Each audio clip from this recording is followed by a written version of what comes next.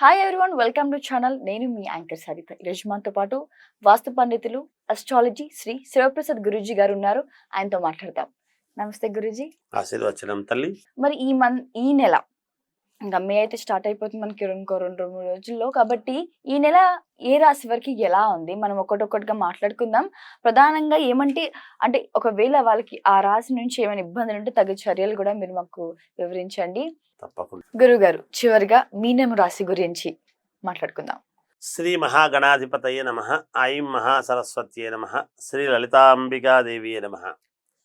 మీనరాశి వారికి ఈ మే నెల అంతా కూడా మిశ్రమ ఫలితాలుగా గోచరిస్తూ ఉన్నాయి.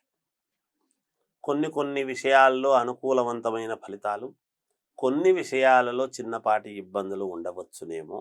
దానికి ఏమి పెద్దగా భయపడక్కర్లేదు.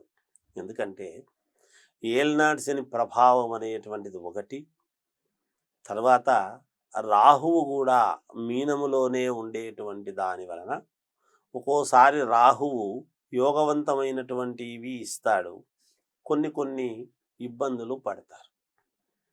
సహజం. అనుకున్నంత ధనము రాకపోవచ్చును, కానీ ఎంతో కొంత వస్తుంది చేతికి. మనం ఒక 10 పనులు చేసుకుంటున్నామంటే ఒక 5-6 పనులు జరగటం, ఒక 4 పెండింగ్లో పడతాయి, కానీ ఉరివే కావు అనేటువంటిది ఏమీ లేదు. కనుక భయపడాల్సిన పని ఏమిటి? ఏమి లేదు. వీళ్ళు ఆలోచన చేయాల్సింది ఏమిటి అంటే, ముఖ్యంగా దూర ప్రయాణాలు చేస్తూ ఉన్నప్పుడు మంచి రోజులు చూసుకొని బయలుదేరటం ఒకటి. తర్వాత కొంచెం మనక్లేశం అనేటువంటిది ఉంటుంది. సమయానికి తిండి, నిద్ర అనేటువంటివి గనక 2 పాటిస్తున్నారు అంటే ఆరోగ్యానికి ఎటువంటి ఇబ్బంది ఉండదు గాక. సమయానికి తిండి, నిద్ర అనేది చాలా అవసరం వీళ్ళకు. మాట్లాడేటప్పుడు ఏది మాట్లాడుతున్నా కొంచెం జాగ్రత్తగా ఆచితూచి ఎవరితో మాట్లాడుతున్నాను ఏమిటి అని ఒక ఆలోచన చేసి మాట్లాడితే వీళ్ళకు సఫలీకృతాలు ఎక్కువ శాతం సఫలీకృతం అవుతాయి. అంటే నెమ్మదిగా మాట్లాడితే, ప్రశ్న అడిగారు కదా అని వెంటనే చెప్పకుండా ఒక క్షణము ఆగి ఆలోచన చేసి చెప్పేటువంటి సమాధానము వీళ్లకు చాలా యోగవంతమైనటువంటి దీన్ని ఇస్తుంది.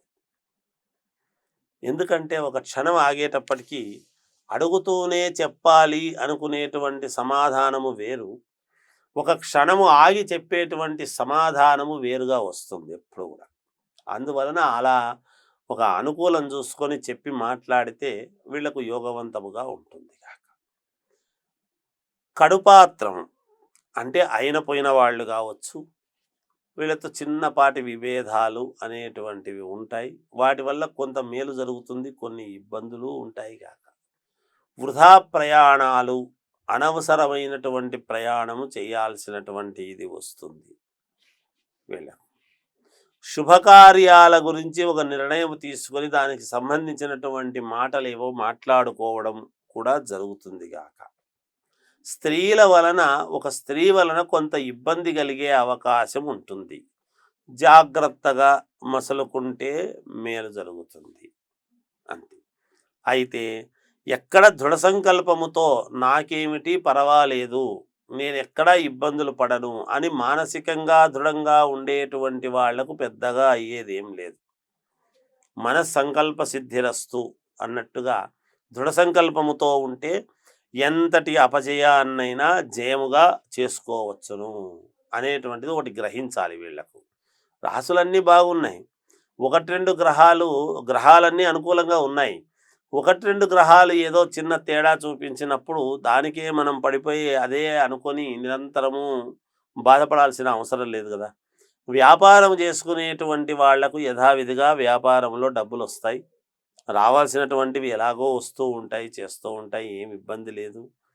కొత్తగా ఉద్యోగాలు కావాలి అనుకునేటువంటి వాళ్ళు ఈ నెలలో ప్రయత్నం చేయకుండా తర్వాత చేసుకుంటే మేలు.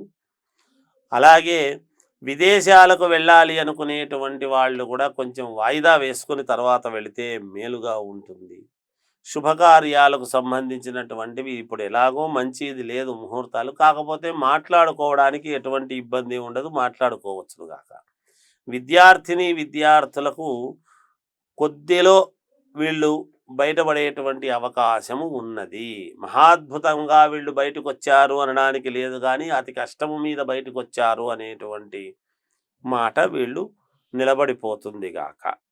ఉద్యోగాలు చేసుకునేటువంటి వాళ్లకు అనూహ్యముగా స్థానచలనము కలగడం కానీ, లేదా వేరే ఊర్లకు వెళ్ళాల్సినటువంటి అవసరము కానీ, బంధువులకు ఎవరికైనా ఏదైనా ఒక వార్త తెలిసిందంటే వెళ్ళటం కానీ చేయటం కానీ ఇలాంటివి ఏవో జరగవచ్చును. పెద్దగా దాని గురించి ఏమి ఇబ్బంది పడాల్సినంత ఇదేమీ లేదు. మానవ జీవితం అన్న తర్వాత ఎక్కడో ఒక చోట కొన్ని ఇబ్బందులు సహజం. చిన్నపాటి ఒడిదుడుకులతో ఈ మాసము నడుస్తుంది అనేటువంటిది ఒకటి. రాజకీయాల్లో ఉండేటువంటి వాళ్లకు అతి కష్టము మీద కొంచెం వాళ్ళు ఉత్తీర్ణులు అయ్యేటువంటి అవకాశం ఉన్నది. ఏది ఏమైనా వ్యక్తిగతమైనటువంటి జాతకాన్ని పరిశీలన చేసుకోవాలి. ఇంకా మెరుగైనటువంటి ఫలితాలు మేము సాధించాలి అని అనుకునేటువంటి వాళ్లకు శివారాధన చెయ్యండి, మేలు జరిగి తీరుతుంది గాక. జయోస్తు. థ్యాంక్ యూ గురుగారు, మీ విలువైన సమయం